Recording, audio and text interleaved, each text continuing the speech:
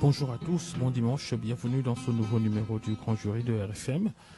Projet contre livre bilan. La semaine au plan politique a été marquée entre autres par la publication de ce livre qui s'intitule Macky Sall, 12 ans à la tête du Sénégal, recadrage, croissance forte, inclusion sociale et équité territoriale pour un Sénégal émergent.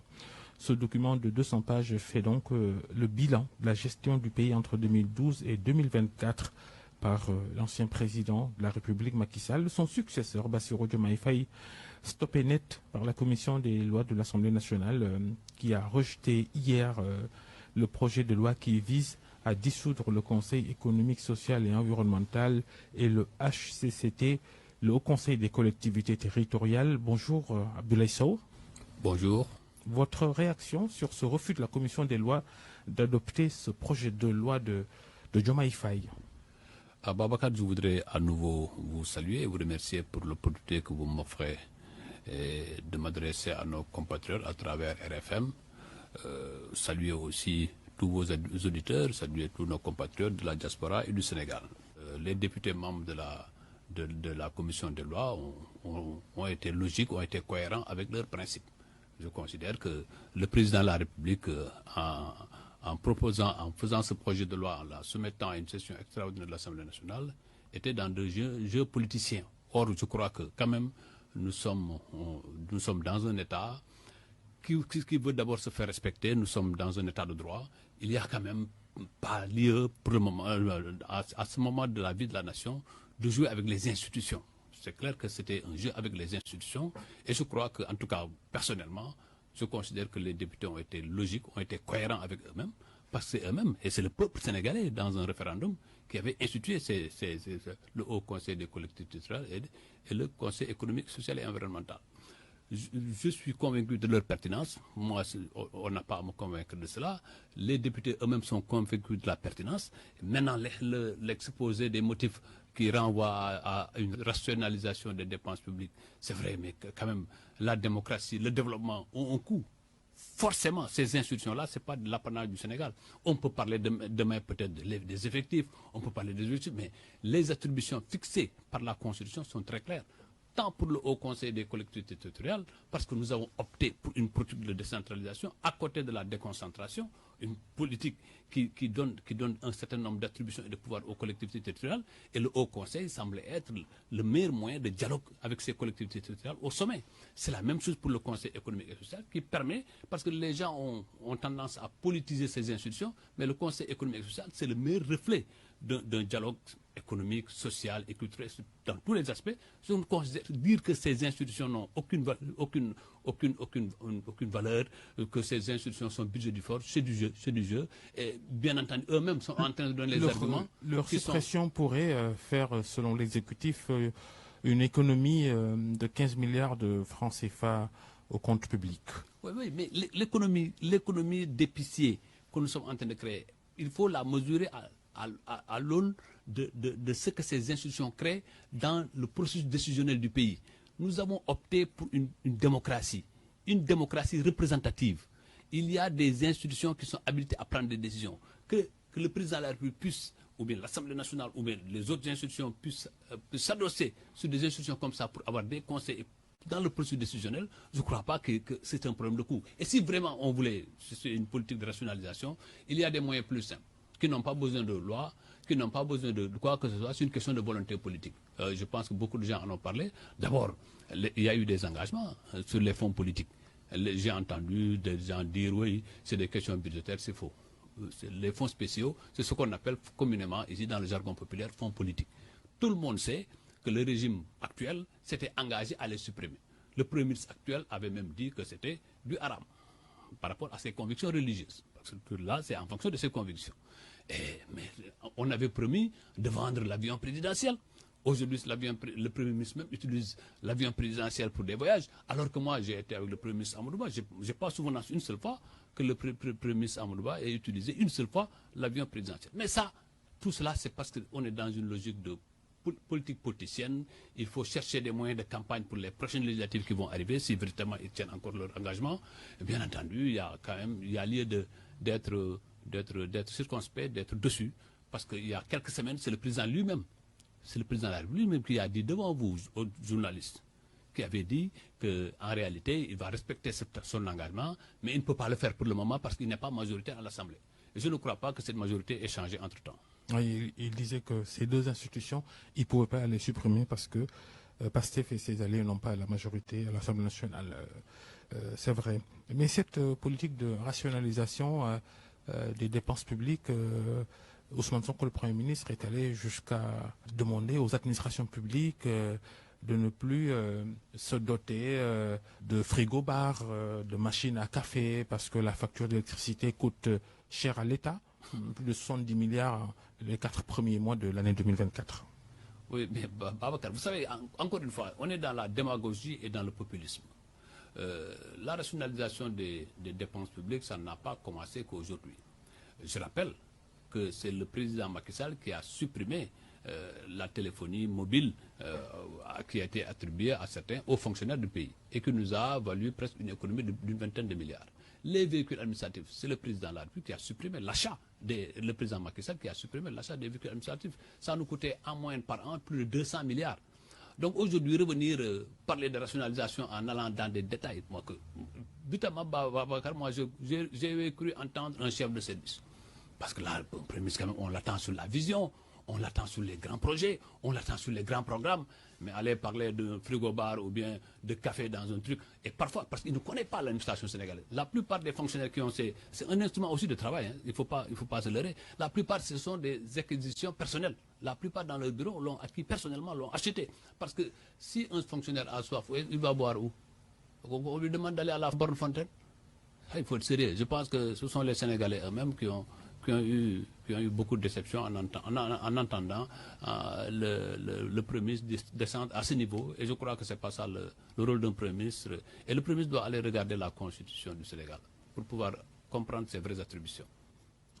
Il a quand même émis une idée intéressante concernant les dépenses publiques, une centrale d'achat pour toutes les administrations, pour davantage contrôler tout ce que l'État il achète. Oui, mais tout cela peut être... Si le Premier ministre n'avait pas utilisé des échappatoires pour ne pas aller à l'Assemblée nationale, on l'aurait compris. Parce que c'est là le sens de la déclaration de politique générale.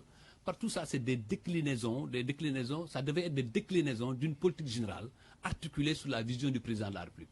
Malheureusement, le président de la République est venu sans vision. La déclaration de politique générale, elle peine à sortir des terres. Le projet, on en parle. Au lieu de projet, les gens confondent projet et profession de foi. Ce machin qui a été publié durant la campagne électorale, ce n'est pas un programme de gouvernement. C'est une profession de foi. Qu'elle ait une page ou 50 pages, c'est la même chose, c'est une profession de foi. Donc là, moi, je pense que le Premier ministre a raté l'occasion de parler au peuple sénégalais à travers sa déclaration de politique générale. Et vous avez pu constater que toutes les alchimies ont été utilisées pour ralentir la procédure. Et Babacar, je crois que vous-même, vous avez été surpris. Ceux qui ont demandé que la loi organique à l'Assemblée nationale soit changée pour pouvoir se présenter à l'Assemblée nationale. Alors que moi, j'ai toujours considéré que la Constitution est au-dessus de toute autre loi organique. Et il n'y a pas de lien. La Constitution le règlement intérieur de l'Assemblée nationale. Voilà, la Constitution n'a renvoyé nulle part aucune de ces dispositions à une loi organique pour que le Premier ministre se présente à l'Assemblée nationale. Tel n'a pas été le cas. On a utilisé des subterfuges. Moi, je pensais que depuis le vote à l'Assemblée nationale, qu'on aurait pu accélérer les choses. Le Conseil constitutionnel, quand même, aurait pu rapidement donner son avis. Et après, bien entendu, le président de la République promulguer rapidement. Mais on fait tout pour que le Premier ministre n'aille pas à l'Assemblée nationale. Et c'est ça qui est désolant. Cette Assemblée nationale, qui pourrait être dissoute à partir du 12 septembre selon le Conseil constitutionnel, consulté par Bassirou Diomaye Faye. Encore là-bas, Babacar, c'est une manipulation à vue d'œil. C'est-à-dire que moi, qu'est-ce que le Conseil constitutionnel a à faire, a donné comme avis dans la dissolution de l'Assemblée? Je vous renvoie à un texte. C'est une pratique qui n'est pas nouvelle. Macky Sall a dû consulter cette institution aussi sur des questions précises. Oui, mais là c'est autre chose.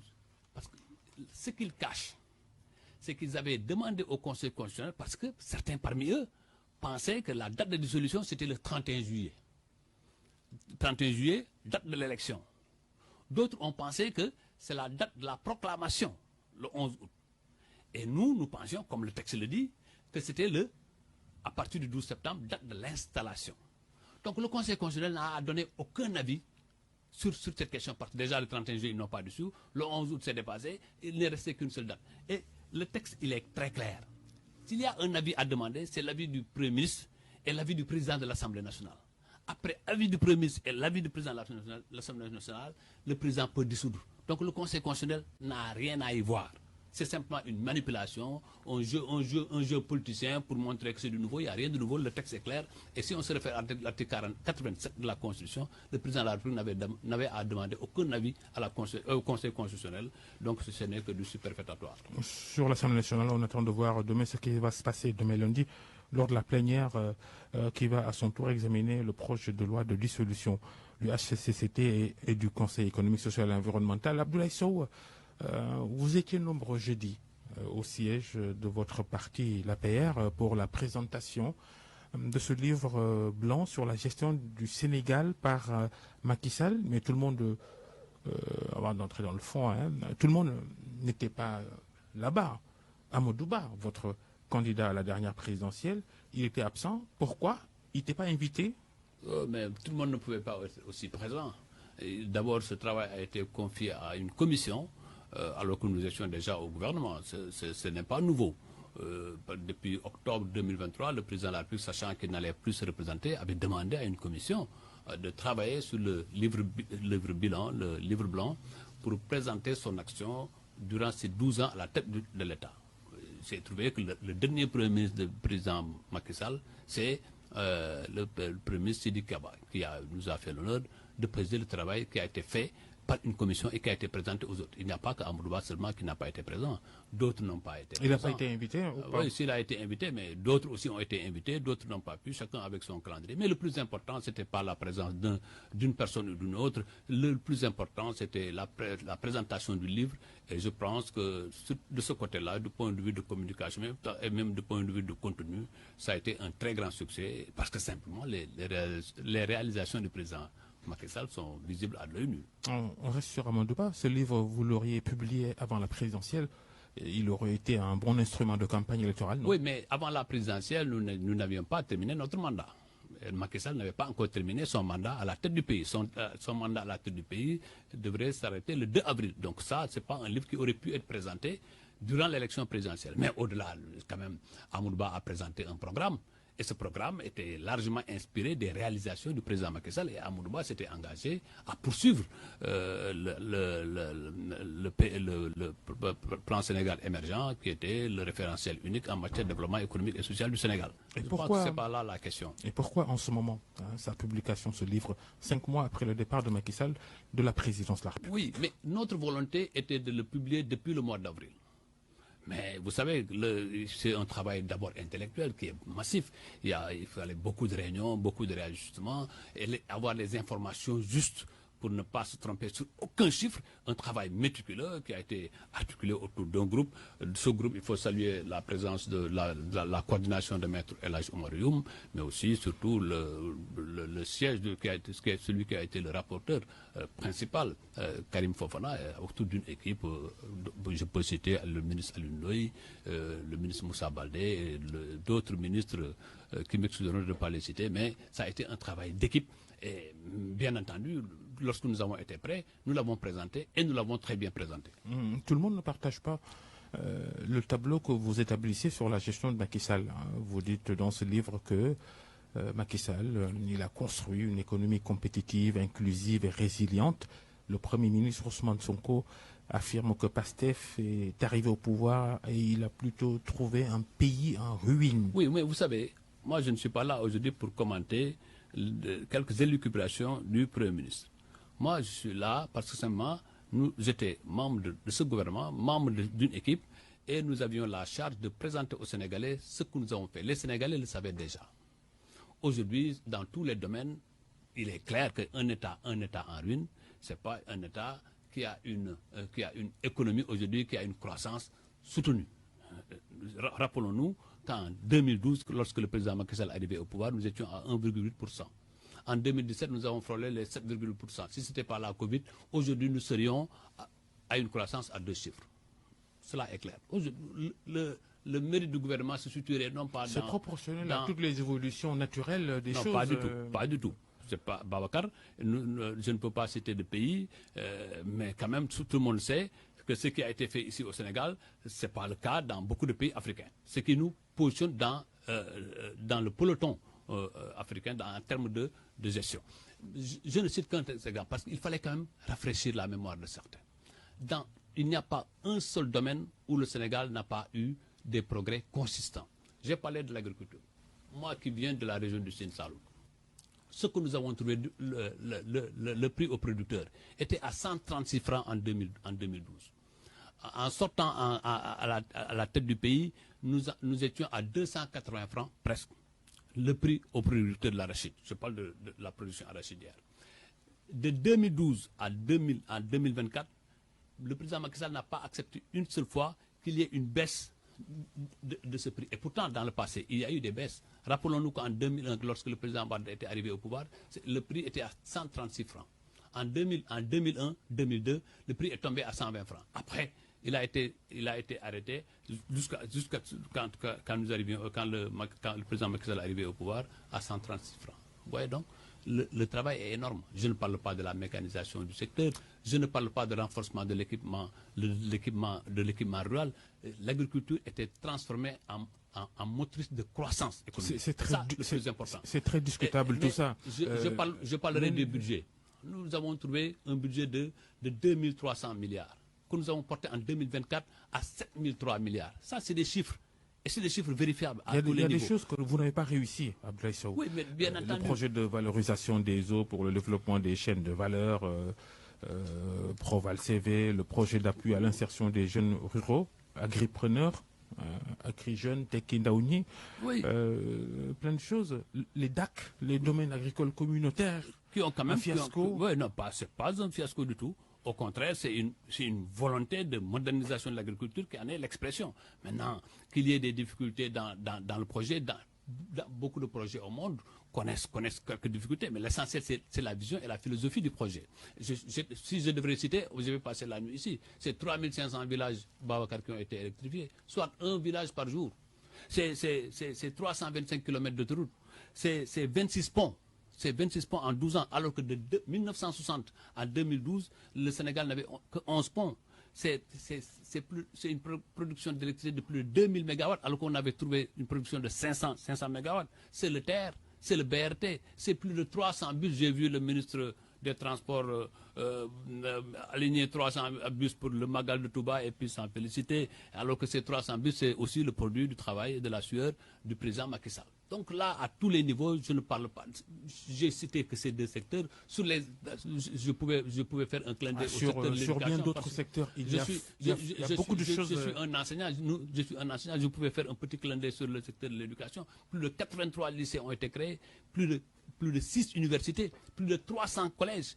Je ne parle pas du linéaire en termes de clôture. Il y a toujours des abris provisoires qui servent de classe. Mais à côté, il y a plus de 30 000 mètres de création et de clôture, de linéaires qui ont été construits. Je ne parle pas de plus de 63 daras modernes, ainsi de suite, ainsi de suite. Dans tous les secteurs, il n'y a pas un seul secteur qui n'a pas connu une évolution. Donc venir en tant que Premier ministre dire devant la face des Sénégalais que nous avons trouvé un pays en ruine, et que 2 mois avant, le même gouvernement a pu avoir, grâce à la signature qui lui a été léguée, plus de 1000 milliards de dettes. Quand même, c'est à la limite une petite... Et l'ardoise de la dette que vous avez laissée derrière vous, elle se chiffre à plus de 14 000 milliards de francs CFA. Oui, mais qui est toujours... Mais quel pays au monde qui ne s'endetterait pas? L'essentiel, c'est la capacité du pays à payer ses dettes. Et sur cette question, le Sénégal n'a jamais été pris à défaut. Le Sénégal a plus de 80% de son PIB. Oui, non, mais non, nous sommes... largement supérieur à la norme UEMOA. Toutes les institutions financières ont dit que notre endettement est acceptable et dans un niveau modéré. Et c'est le plus important. Le plus important, ce n'est pas la masse de la dette. C'est la capacité à payer cette dette. Et le Sénégal n'a jamais été pris à défaut à ce niveau. Le dernier communiqué du FMI avec le nouveau gouvernement en est la plus belle des expressions, a félicité le Sénégal pour les efforts qui ont été faits. Mais ce communiqué a été signé aussi par le gouvernement. Ce qui veut dire quand même que les bases budgétaires et économiques, le président a laissé à ce pays des bases, des fondamentaux économiques et budgétaires très solides et une signature absolument crédible. Et c'est cette signature-là qui permet au gouvernement actuel de pouvoir fonctionner. Sans programme, sans projet, depuis 5 mois, depuis 6 mois, on est là à l'attente de ce projet. Ce projet, je peux vous le dire, ce ne sera que remodelage du PSE. On va changer l'appellation, mais fondamentalement, rien ne va changer. On va quand même parcourir ce livre que vous publiez. Vous glorifiez de beaucoup de choses, mais attention, quand je regarde le chapitre sur la santé et l'action sociale, projet de construction de la polyclinique de l'hôpital principal de Dakar, oui, inauguré par Macky Sall, le projet de réhabilitation de l'Odantec en cours, c'est OK. La construction. C'est cela un pays en ruine? La construction des hôpitaux de Saint-Louis, de Thiès, de Kaolack, Matam, rien. Oui, mais les projets sont là.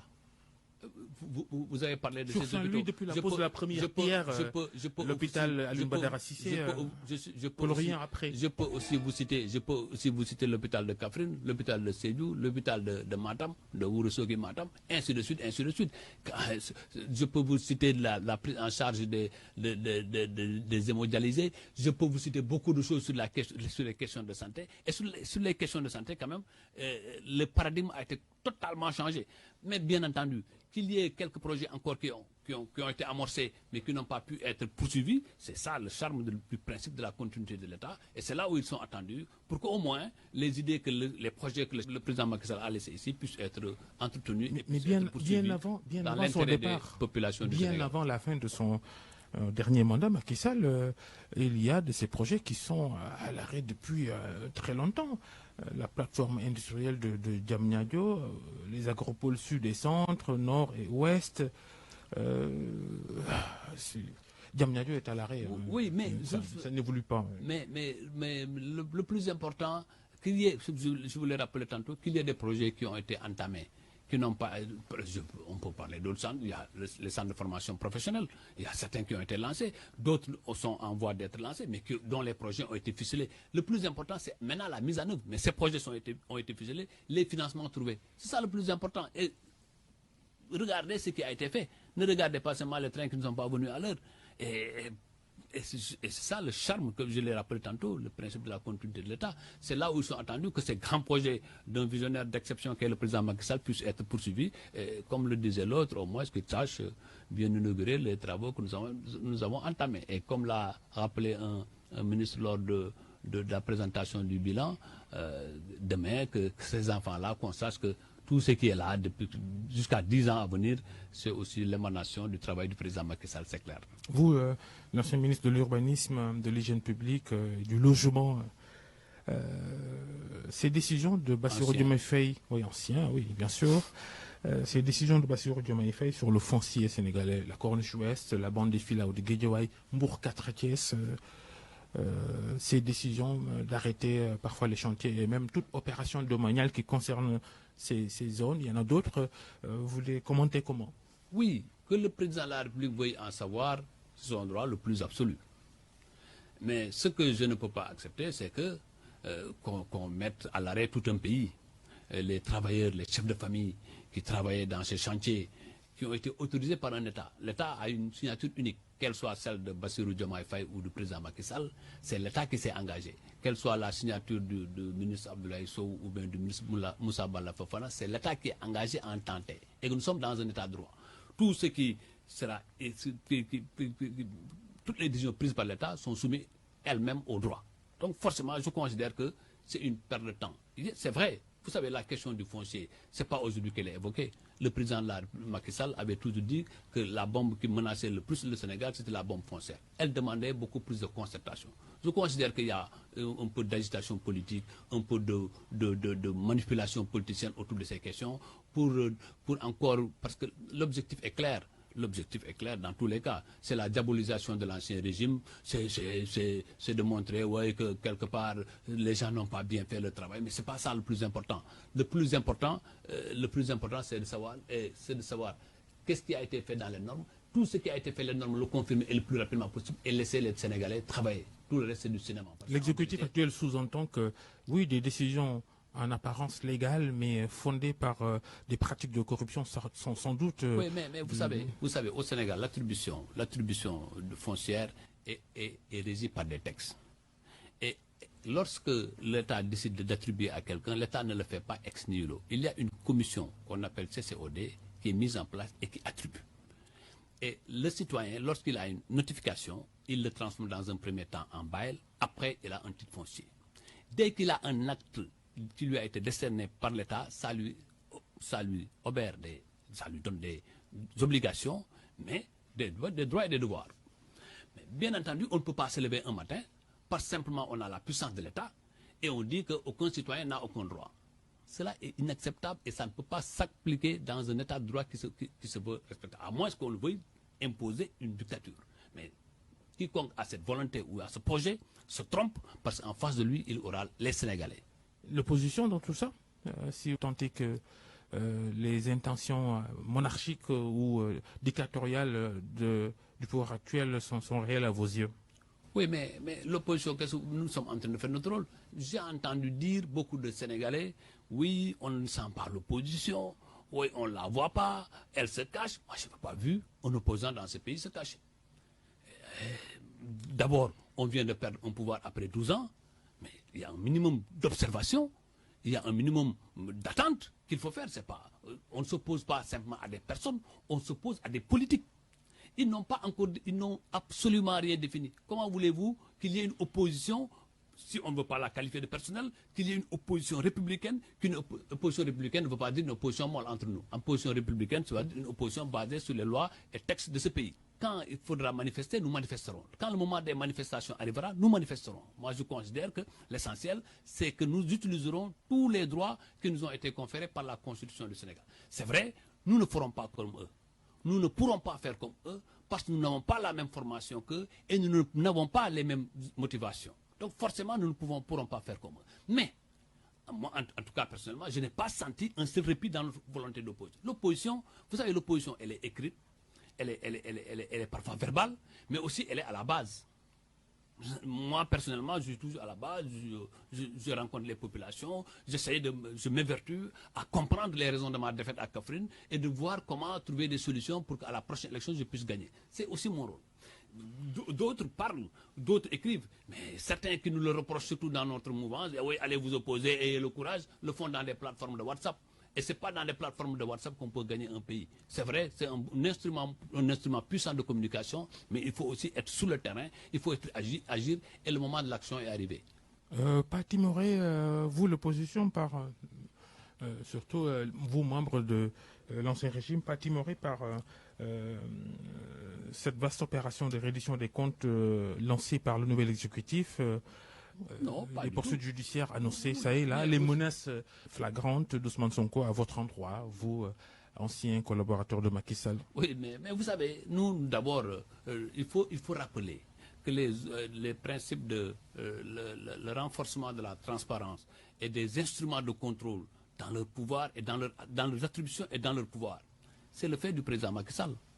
Le renforcement du pouvoir de la Cour des comptes, c'est le président c'est le fait du président Macky Sall. Vous avez fait un livre bilan des 12 ans de présidence de Macky Sall, en occultant justement les questions de gouvernance. Plusieurs rapports de ces corps de contrôle-là de l'État ont déjà révélé des présumés détournements de l'argent public et autres cas de corruption. Oui, mais laissez-moi terminer. Je suis en train de faire un rappel historique.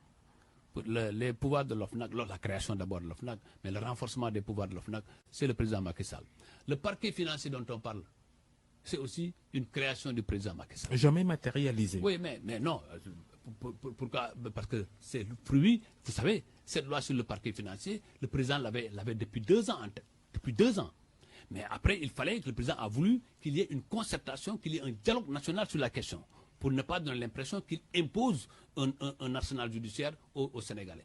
Et c'est à la suite du dialogue national où tous les partis politiques qui avaient participé sauf le PASTEF, sauf le PASTEF, les autres partis ont tous agréé et les résultats de ce dialogue présentés au chef de l'État, le lendemain, le président l'a transformé en projet de loi qui a été présenté à l'Assemblée nationale. Bien entendu, dans un livre blanc, on ne peut pas tout y mettre. Le plus important, c'est pas dire oui, le rapport n'a pas été poursuivi, le rapport n'a pas été suivi des faits. Le plus important, c'est d'avoir autorisé ces instruments à agir. Et la Cour des comptes, l'OFNAC, comme l'IGE, n'ont jamais eu de contraintes devant l'État du Sénégal. Le gouvernement du Sénégal et le président de la République ont laissé librement ces instruments agir. Donc, je considère qu'une réduction des comptes, c'est absolument normal dans un État de droit. C'est ce que vous venez de dire. Je donne l'exemple de Seynabou Ndiaye Diakhaté, l'ancienne patronne de l'OFNAC, l'Office anticorruption. Elle avait transmis au parquet près d'une vingtaine de dossiers et c'est resté lettre morte. Oui, mais vous demandez à un ministre, un ancien ministre, vous voulez dire, et de dire pourquoi le parquet n'a pas agi. Nous sommes dans un pays où il y a séparation des pouvoirs. Les pouvoirs ont été donnés, je considère que, en tout cas, à la tête du pays, le président Macky Sall a montré qu'il y a une vraie séparation des pouvoirs. Parce que dans aucun pays africain, ou bien dans beaucoup de pays africains modernes, démocratiques, ce qui s'est passé aux dernières élections ne se passerait sans que le président n'utilise les pouvoirs de l'article 52.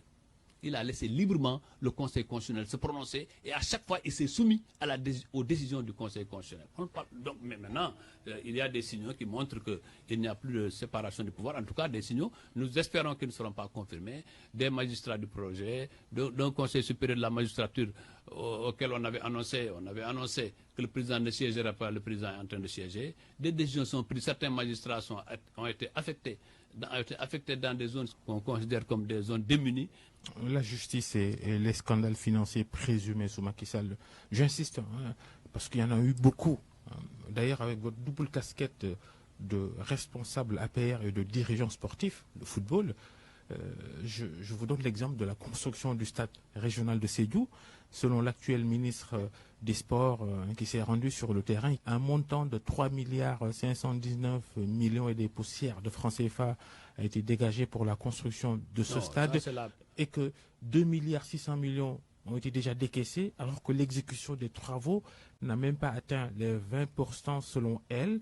La ministre dit avoir reçu un rapport qui atteste que le niveau d'exécution des travaux dépasse les 66%. Et sur le terrain, ce n'est pas exact. Oui, mais d'abord, Babacar, je considère que je ne peux pas trop m'avancer sur la question parce que je n'ai pas tous les éléments techniques. Mais le plus important, ça veut dire que j'espère que le ministre ne confond pas prévision budgétaire et exécution budgétaire. Premièrement. Deuxièmement, je considère qu'au lieu d'aller faire un cinéma sur place, il y a lieu quand même de convoquer l'entreprise qui avait gagné le marché. Et la visite de chantier même, on aurait pu s'accompagner. Le ministre a tous les pouvoirs de se faire accompagner par l'entrepreneur. Parce que là, c'est une question d'entreprise. Ce n'est pas seulement une question de ministre ou de directeur général. C'est une question d'entreprise. Il dit que ça a été décaissé. Comme ça a été décaissé, entre les mains de l'entreprise, ce n'est plus entre les mains du ministre ou bien du directeur des infrastructures. C'est entre les mains de l'entreprise. Elle connaît l'entrepreneur. Mais elle n'a qu'à convoquer l'entreprise et sur le terrain faire les constatations et apporter des solutions. On ne demande pas à un ministre de s'émouvoir devant une situation, c'est d'apporter une solution. Mais ce que la ministre a oublié de signaler, oui, elle est partie, elle a vu qu'il y a un stade qui n'a pas été achevé.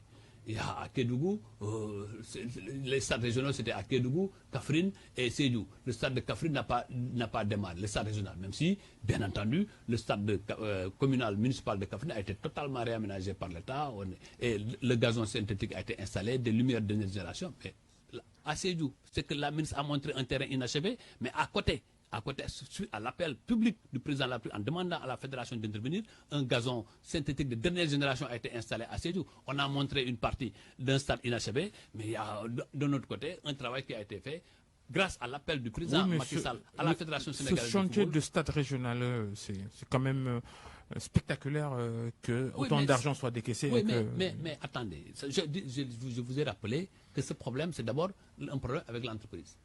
La ministre a les moyens de faire convoquer l'entreprise et d'avoir une situation.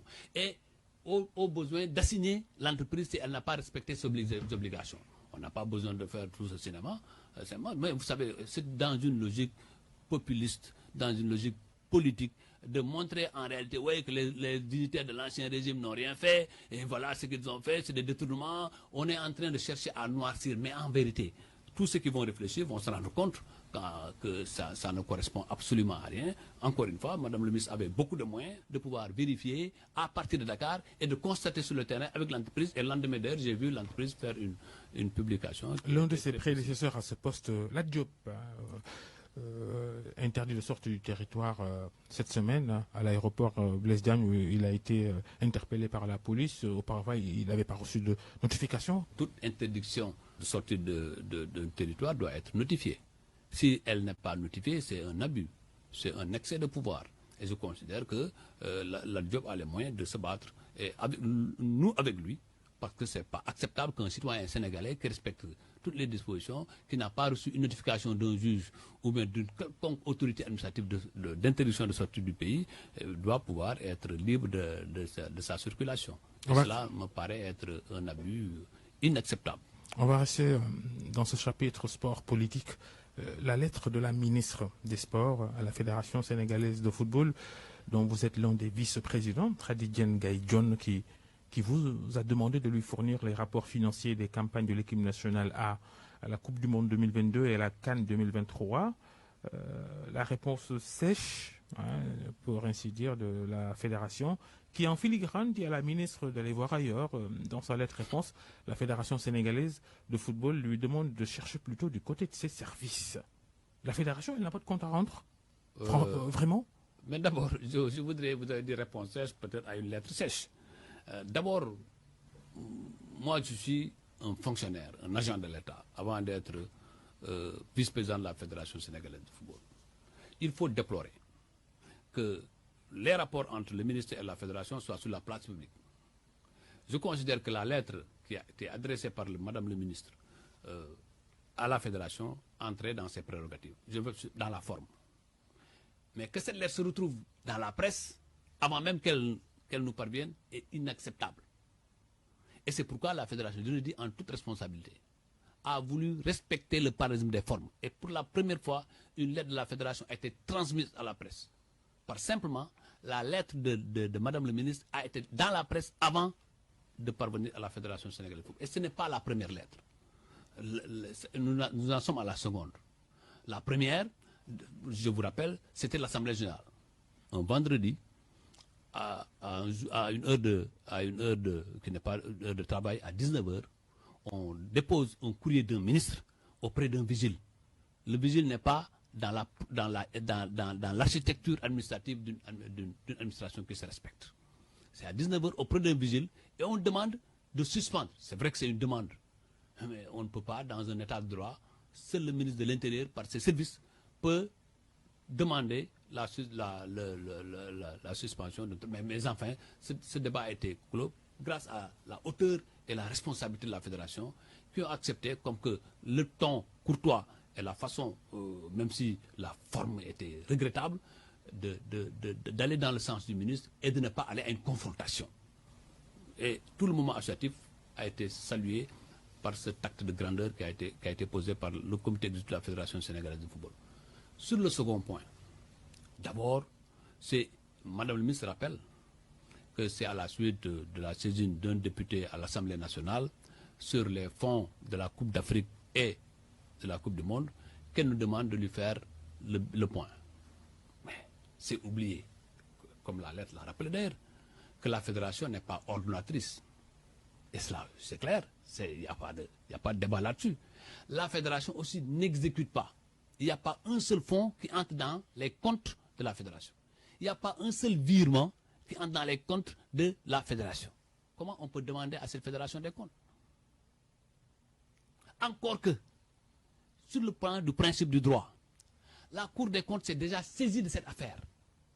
Dès l'instant que la Cour des comptes se saisit d'une affaire, elle sort de terrain d'action de toutes les autres institutions.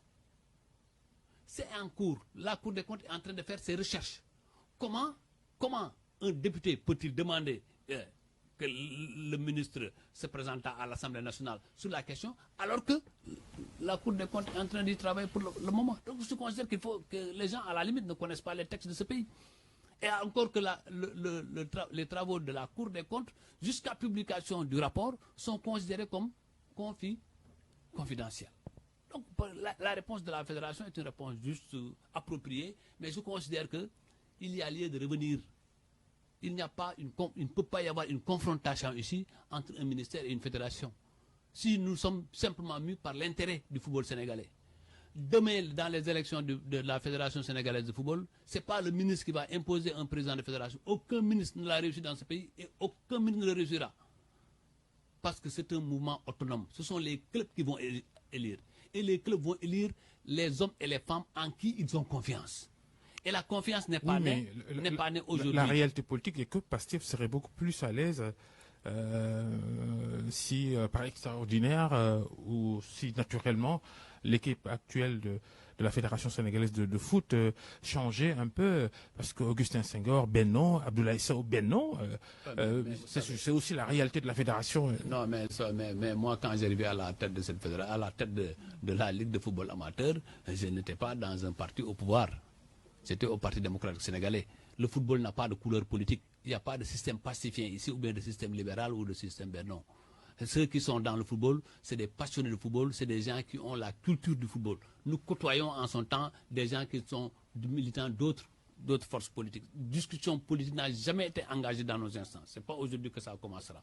Souvenez-vous, êtes-vous au courant de manœuvres qui vont dans le sens de changer l'actuelle équipe fédérale à la place de personnes plus ou moins proches du nouveau régime? Je n'ai pas vu, j'ai pas vu de signes, j'ai pas vu de manifestations. Nous sommes aujourd'hui plus préoccupés par notre qualification pour la prochaine Coupe du Monde et pour la 3e fois consécutive. Rappelons tout ce qui a été fait, Babacar. Babacar, c'est pas parce que nous sommes là parce que nous avons des résultats qui sont palpables. Nous sommes là parce que nous avons fait la fierté du Sénégal. En 2021, quand nous gagnons la Coupe d'Afrique, il n'y a pas eu un seul parti. Devant la présidence de la République, il y avait les responsables du Yéwi comme les responsables du Benno. C'est cela le plus essentiel. Aujourd'hui, mais il y avait des responsables du Yéwi. En son temps, Khalifa Sall était responsable du Yéwi et nous avait fait l'honneur d'être présents. D'autres responsables moins importants, peut-être Ousmane Sonko en son temps, il était sur autre chose, mais il avait fait quand même une publication pour se réjouir de la Coupe d'Afrique. Et donc, par contre, moi, je considère que la politique n'a pas sa place dans le football et dans le sport plus largement. Ceux qui voudront l'y introduire vont s'en rendre compte à leurs dépens. Parce qu'il y a des règlements, il y a des procédures, il y a une procédure, elle rigole pas avec, et il y a une procédure que tout le monde devra respecter si nous voulons préserver la réputation et la dignité de notre pays sur le plan international. Cette assemblée générale de la fédération, elle va arriver, on verra. Êtes-vous favorable à un nouveau mandat pour Augustin Senghor? Babacar, je ne vais pas tomber dans votre piège. Moi, je suis membre d'une équipe. Nous ne sommes pas encore à cette étape de l'élection de la fédération. Il nous reste encore 1 an. Nous pensons qu'aujourd'hui, il faut se focaliser avec l'État du Sénégal sur la qualification du Sénégal à la prochaine Coupe d'Afrique qu'il faut remporter et nous qualifier pour la 3e fois consécutive à la Coupe du Monde. Le reste, c'est une question d'appréciation individuelle et je veux garder mon appréciation individuelle pour le moment. Beaucoup ont été surpris de votre décision de quitter la tête de la Ligue de football amateur. Et pourquoi? Ça veut dire que vous vous retirez du football aussi? Non, pas du tout. Moi, je dis, le seul milieu que dans lequel je vais rester toute ma vie, je suis convaincu que ce sera le milieu du football et du sport. Mon club était amateur. L'année dernière, a été champion de sa poule, vice-champion du Sénégal en football amateur, et s'est qualifié logiquement pour participer au football professionnel sous réserve du respect du cahier de charge. Je considère à partir de ce moment que je ne pouvais plus, même si le cœur reste amateur, je continuerai à soutenir les clubs amateurs, je continuerai à assister avec les clubs amateurs, que je n'avais plus, même si j'ai la légalité avec moi, j'aurais pu continuer jusqu'à la fin du mandat, mais j'estime que je ne suis pas seul, je suis dans une équipe, d'autres peuvent continuer convenablement, me laisser aller siéger au conseil d'administration de la Ligue de football professionnel et laisser à l'équipe avec laquelle j'ai travaillé durant toutes ces années poursuivre le travail et en assurant l'intérim jusqu'à la prochaine Assemblée générale. L'équation administrative, Aliou Cissé, théoriquement son contrat est terminé et il n'a pas été formellement renouvelé. Oui, mais là, le comité exécutif apportera dans les jours à venir la réponse Nous avons discuté à travers le président avec Aliou Cissé. Nous avons convenu de ce qu'il faut faire. Il reste maintenant à le formaliser au comité exécutif et aussi de le partager avec Madame le ministre des Sports. Il y a aussi ces arriérés de salaire, Aliou Cissé. Oui, vous savez, cette question, nous l'avons toujours bien gérée au Sénégal. Mais oui, il y a eu des moments où il y a eu des arriérés de salaire. C'est pourquoi, d'ailleurs, moi, j'ai toujours salué l'engagement, le patriotisme, le désintéressement d'Aliou Cissé lorsqu'il s'agit de la nation. Et je pense que c'est cela qu'il faut mettre en exergue. C'est pas la première fois qu'il y a eu des arriérés, parce que c'est des procédures parfois assez compliquées. L'administration est lourde au Sénégal et parfois il y a des arrêts de 2-3 mois, mais qu'il n'a jamais porté sur la place publique. Et c'est tout à son honneur. Aujourd'hui, je pense que là aussi, ces questions seront réglées. C'est lié aux procédures de l'État. C'est pas la première fois. Et je pense que, mais maintenant, il faut arriver à trouver une solution définitive à ces questions. Parce que nous autres fonctionnaires, moi, le 25-26 du mois, j'ai mon salaire. Et je considère que tous les agents de l'État, et Aliou Cissé, avec ce contrat, est un agent de l'État, doit pouvoir bénéficier des mêmes process et des mêmes procédures. La démission de Régis Bogart au poste d'adjoint de Cissé, pourquoi il a décidé de quitter ses fonctions? Oui, c'est d'abord pour des raisons personnelles, des raisons familiales. Donc il est arrivé, Régis Bogart n'est pas aussi très jeune. Il a atteint un certain âge, il a servi, il a aidé Aliou l'a rappelé depuis qu'il avait l'âge de 13 ans. Il l'a accompagné dans tous ses combats. L'heure était venue pour lui de se retirer. Il s'est retiré en de très bons termes dans une situation familiale quasi acceptable. Et là, la fédération a pris les dispositions qu'il faut. Le plus important, ce n'est pas les personnes. Le plus important, c'est qu'il y ait la continuité dans le travail de l'encadrement technique. Et je suis convaincu qu'il n'y a pas de péril à la demeure. Aliou Cissé l'a démenti. On a parlé de différents avec Régis Bogart sur les choix techniques du sélectionneur. Il n'y a pas eu de problème, c'est ce que je veux dire. Je ne suis pas au courant, donc moi en tout cas personnellement, je suis très proche de l'équipe nationale là. Comme je suis aussi proche de toutes les autres équipes nationales et des clubs du Sénégal, je n'ai pas été informé une seule fois qu'il y avait des difficultés entre Aliou Cissé et Régis. Et il ne pouvait pas exister de problème au vu de leurs relations. Parce que c'est des relations d'abord personnelles avant des relations techniques. Je considère qu'il y a eu des gens qui ont voulu, maintenant qu'il y ait quelque part des désaccords sur une appréciation, moi-même, parfois je ne suis pas d'accord avec des décisions du président Senghor. Vous n'êtes pas fan du 3-5-2 et tout le monde sait que, en termes de loyauté, je ne suis pas battable du tout. Moi, je ne suis pas un technicien. Moi, ce qui m'intéresse au stade, c'est le tableau d'affichage. À chaque fois qu'Aliou met en place une stratégie qui me permet de voir le Sénégal mener à la marque, j'en suis heureux. Le reste, c'est des appréciations techniques. Il y a des gens qui sont plus habilités que moi à le faire. Merci Abdoulaye Sow d'être passé devant le grand jury de RFM, vice-président de la Fédération sénégalaise de football, maire à pair de Kaffrine, ancien Non, je ne suis pas maire à pair de Kaffrine, je suis maire de Kaffrine. Oui, sous la bannière Benno, dont la paire est membre. Je suis maire de Kaffrine, ça veut dire à pair ou citoyen. Je suis un maire. Vous restez à la paire, vous y restez. Mais naturellement. C'est une question. Dont on annonce la création d'un parti politique, vous en dites quoi? Moi, je pense que tout le monde doit être édifié sur ma position. Cette position, ce n'est pas aujourd'hui que je l'affirme. Moi, je ne suis pas en politique un situationniste qui a des humeurs ou bien des positions au gré du vent ou bien des situations. Non. Moi, j'ai toujours affirmé et réaffirmé ma loyauté au président Macky Sall. Tant que le président Macky Sall est en vie politique, je resterai derrière lui. Il ne faut pas envisager qu'il revienne dans le jeu, Macky Sall? Macky Sall n'a jamais quitté le jeu. Mais ce que je dois clarifier, je suis très clair. Je dis tant que le président Macky Sall est en vie politique, je suis avec lui. Je pense avoir été très clair. Parce que demain, je ne veux pas que cela me rattrape. Merci Abdoulaye Sow, ancien ministre. Merci Abdou à la régie, à tous ceux qui nous ont suivis. Et restez avec nous, les programmes continuent sur RFM. Bonne fin de